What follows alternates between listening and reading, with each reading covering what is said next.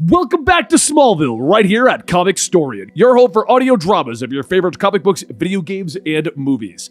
Today we're going to be doing Smallville Season 11, Volume 8, Part 2. I know, but here, let me give you a quick rundown as to how we got to this point. Smallville Season 11, the comic book, picks up and is in continuity with Smallville, the TV show, 1 through 10. Now, at the beginning, we had the new status quo, then we moved into Volume 2, which was about Batman, Volume 3 was about Impulse, aka Bart Allen, Volume 4 was about Supergirl and the future, Volume 5 was about Wonder Woman, Volume 6 was about the Crisis on Infinite Earths, Volume 7 was about the Green Lanterns, and Volume 8, which is where we are now, Lois and Superman have been lost in the multiverse and are currently on a world which is being consumed by the monitors and being destroyed. This universe's version of Superman, the Majestic, has already been killed and they are trying to find a way off of it. And while they're separated from their Earth, Lex Luthor has apparently kept a yellow lantern and is going about his own plans now that Superman and Lois Lane are out of his hair. So, with that out of the way, it's time to enter into our storyline starting back on Earth Majestic.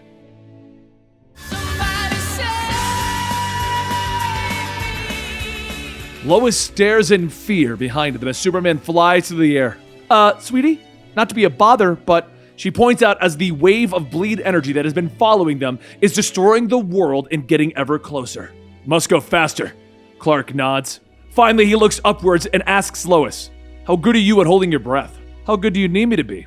I'm probably gonna need you to be a bit of a rock star, he tells her. Flying upwards as fast as he can, she takes a big gulp of air and they begin to break through the atmosphere. All right, things are about to get quiet and very cold. Know that I've got you, and I'll fly as fast as I can, he tells her, pulling her in even tighter. They begin to break back through the atmosphere, going towards Earth, with Superman telling her that she can breathe, and she gasps for air as they get near Majestic's Fortress of Solitude. They land inside of the fortress standing quiet, and Clark moves forward, hoping to reactivate it. But a crystal surrounds him, and an image of Jor-El appears. Imposter! It bellows, and the sound echoes through the caverns. My son is dead! Lois begins to move forward, beating on the solid crystal that now holds her fiancé. Great! Daddy's a wackadoo with grief on this world. Her blows do nothing as she turns back to the memory of the lost Krypton. Jor-El, this is your son, a version thereof. You're making a mistake, she tells him. The head looms larger over her, filling the space. Who are you to question me? I'm Lois Lane. Back in Antarctica, Holt jumps back as sparks hit his fingers. Both men are still restrained by yellow constructs as a yellow lantern watches on. You've got a hole in your knee and you're worried about your fingers? Cord asks him. I work with my fingers. Holt hisses back. Elsewhere, Otis is standing with Lex, asking him if it's a good idea to fire the machine again. You're right, Otis, Lex tells him, barely looking up. Shock and fear suddenly crossing the assistant's face. I am? He asks, but Lex finally looks up. No, of course not, the billionaire tells him. Otis's face turns to sadness and irritation for a moment, and then he hands Lex the blueprints for the device that he is working on. If you're so smart, then maybe you should be putting this communications interface together. Lex refuses, putting the man back on the task, and Otis finally asks Lex who he plans on talking to, since none of the other Lex Luthors even responded to the first message that he sent out into the multiverse looking for a council of Lex Luthors. To hell with them if they won't respond. My biggest mistake was thinking that I could rely on whichever Lex Luthors are left. Failures who didn't see fit to reach out to me in the first place. He tells Otis after handing him a bottle of water and turning away. No. This time, I'll be making a different kind of long-distance call. Elsewhere in the building, 2 yellow lanterns are continually streaming a steady stream of fire. You think he's still hiding back there? One asks, and the other nods. At least he ain't crying no more. At no point have I cried! Booster shouts over the steady fire. I believe they are trying to get a reaction out of you, sir, Skeets notes. Booster leaps out of cover, blasting the 2 soldiers, and then as he leaves them behind, he flies into an open vent to get some fresh air. But suddenly, he's hit by a yellow Mack truck, knocking him to the ground. Let's get this blowhard down to Luthor and be done with it, the yellow lanterns call back. Skeets watches as they drag Booster away, screaming, No! Back on Earth Majestic, Lois is trying to reason with Jor-El, yelling at him, telling him that now is not a time for emotions. You want to grieve? Grieve later, she tells him. and with a pause, Jor-El studies her. "You are a curious specimen." She quickly explains that Clark is Kal-El, but from another reality. And Jor-El pauses once again. Within the knowledge of the 28 known galaxies exists reference to the multiverse, he admits. The head moves forward and his voice takes on a note of sadness as he explains that he doesn't see what good leaving this doomed world for another would do. It gives us a chance to get back home and save our Earth from dying the same way that this one has, and as many others will. She reaches out a hand, trying to speak to Jor-El. "I've no way of guaranteeing what Earth, if any, you will arrive on. I am not perfect." She turns, seeing Clark still trapped in the crystal, and tells Jor-El that they will take their chances. He pauses, before finally asking, "Will you take me with you? On behalf of all Lois Lanes across every universe, I owe you that much for bringing him to me," she tells him with a smile. As the crystal begins to rise, glowing bright blue in the cavern, Lois reaches out. Outside, the bleed has reached the fortress, cascading over it like waves on a beach, and it swallows up the fortress. And Earth Majestic is no more. Lois opens her eyes and Clark lays on the pavement next to her, the crystal that contains Jor-El between them. They stand looking at the destruction around them. "Is this an out-of-the-frying-pan situation?" she asks, but they're shocked to find the body of manhunters around them. Looking up, they see the vastness of Apokolips floating over the horizon, the fire pits burning brightly. "I think we landed in a different kind of nightmare."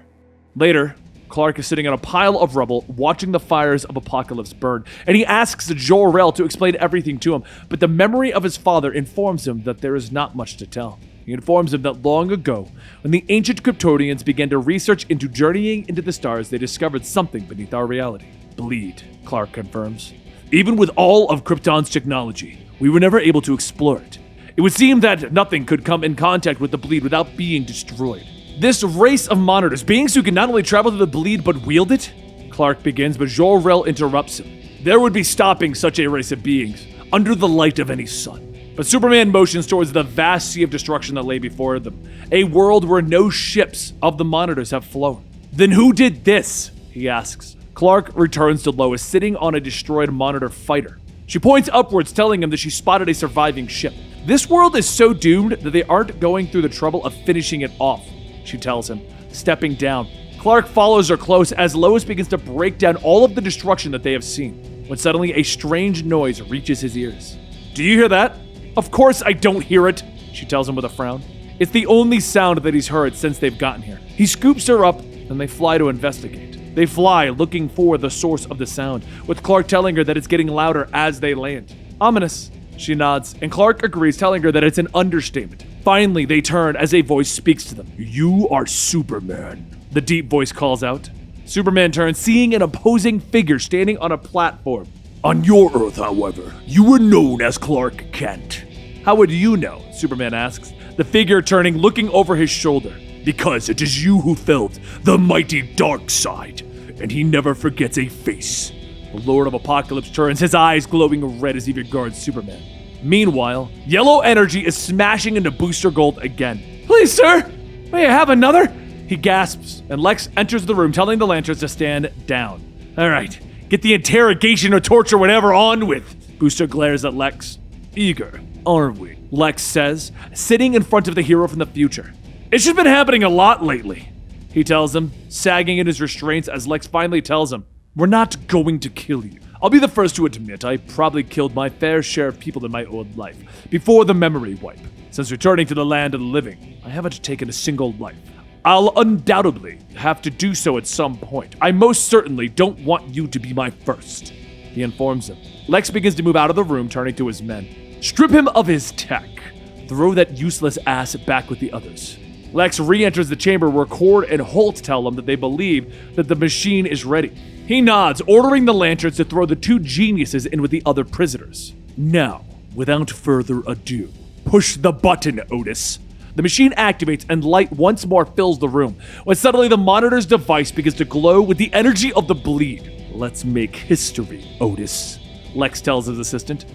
Meanwhile, on Earth Omega, Darkseid has turned away from the Man of Steel, raising his hand to stay him. "I am not interested in what you would attempt to make a fight," he tells Superman. "So, the me from this reality and you have already met?" Clark asks. But Darkseid continues to look at the destruction of the world. There is no Darkseid in this reality. There is only one Darkseid, and there will only ever be one. The being explains that he tried to enter every reality at once. From here, I was the lord over all creation as king, but these beings from beyond, these so-called monitors, broke me. He turns back to Clark, his eyes still glowing. Something no version of Superman has managed to do, though I commend you for trying. It is fortunate for you that I have not reached full strength when you flew into me. Clark points up into the sky, telling Darkseid that they need to board the monitor vessel in high orbit. Why would you assume that I have a method of assisting you? Clark looks around at the destroyed monitor ships that litter the area around them. Something tells me that all of these monitor ships didn't just die in their sleep. Darkseid nods, telling Clark, there will be a price. And he motions to Lois. I will need someone to entertain me as I watch the stars above wither and die. I have a much better idea, Clark tells him, his face determined. The monitor ship nears the bleed portal that it has opened, and from Earth, two beams launch forward, curving around it, destroying one of the hatches. Deep breath, Superman tells Lois as they push out into the atmosphere, and he rockets forward at a great speed, when quickly the two fall into the monitor ship as the bleed energy crackles around them. We have to take the ship, Lois whispers, and Clark nods, but thinks that they should find out if their ship is still here before they storm the bridge. The two hide in the shadows as a group of monitors run past, trying to seal the hatch before the bleed tears them apart. Back on Earth, Darkseid stares at the small crystal in his hands. This feels like a second chance, he intones before throwing the crystal away. Energy spikes and the crystals begin to grow, forming a palace. This feels like a second chance, he intones before throwing the crystal away. Energy spikes and the crystals begin to grow, forming a palace. It feels like a new beginning, Darkseid whispers, watching his fortress of solitude grow. A new Genesis.